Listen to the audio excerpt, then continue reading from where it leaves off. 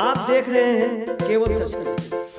घटना हुई है, फिरोज असलम जी की मृत्यु हुई।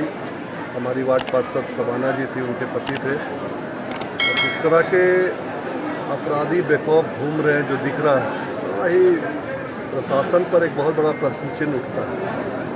आज उनके परिवार में 2 बच्चियां हैं, दोनों बच्चियों को संभालना, और माँ भी बेचारी, अभी एज क्या है। इससे बड़ी दुखद घटना तो कुछ नहीं हो सकती।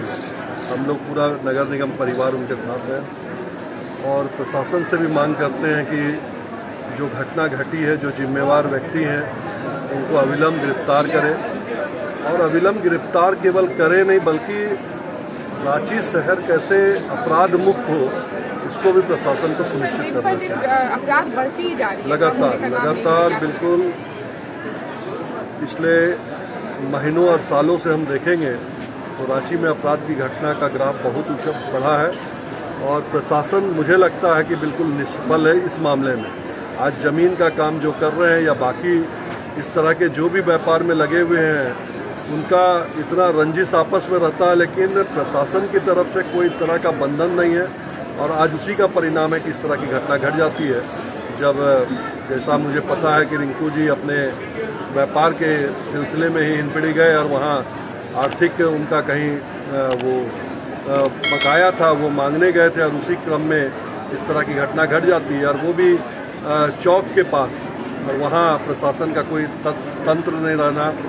मीडिया आप लोग इतने हैं और आपके माध्यम से तुरंत सूचना भी गई, हम लोगों को भी वायरल हुआ, तुरंत मिला, लेकिन अभी तक किसी की गिरफ्तारी ना हो, ये भी एक दुखद घटना। 7 साढ़े 7 बजे ही ऐसी अपराध बिल्कुल। और ईद के अभी रोजा चल रहा है, रोजा में इफ्तार के बाद सड़कों पे भीड़ भी रहती है, और सड़कों के में भीड़ रहने के बावजूद अगर प्रशासन मुस्तैद उस क्षेत्र में नहीं है, तो मुझे लगता है कि एक दुखदायी विषय है और इस पर तुरंत तत्काल निर्णय लेना चाहिए। क्या लगता है कि सरकार जो है विधि व्यवस्था कंट्रोल करने में कहीं ना कहीं असफल है?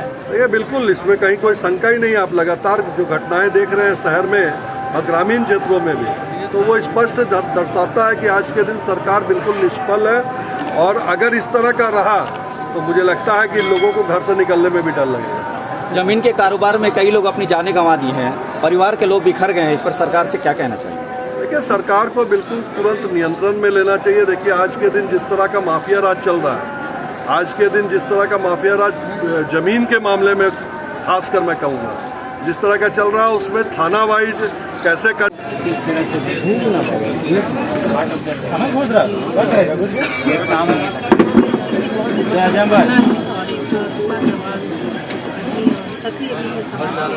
और पार्षद उनकी पत्नी थी, तो ये बहुत दुखद है। और जो आप पुलिस इसकी जांच कर रही है, उनका मनोबल बढ़ा हुआ है, तो हम लोग प्रशासन से यही मांग करते हैं कि सच्चाई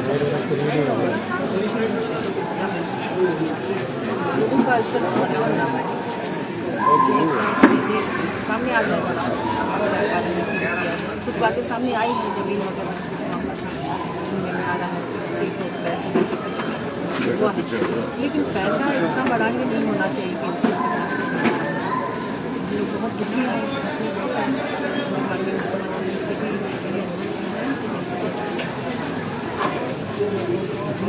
से।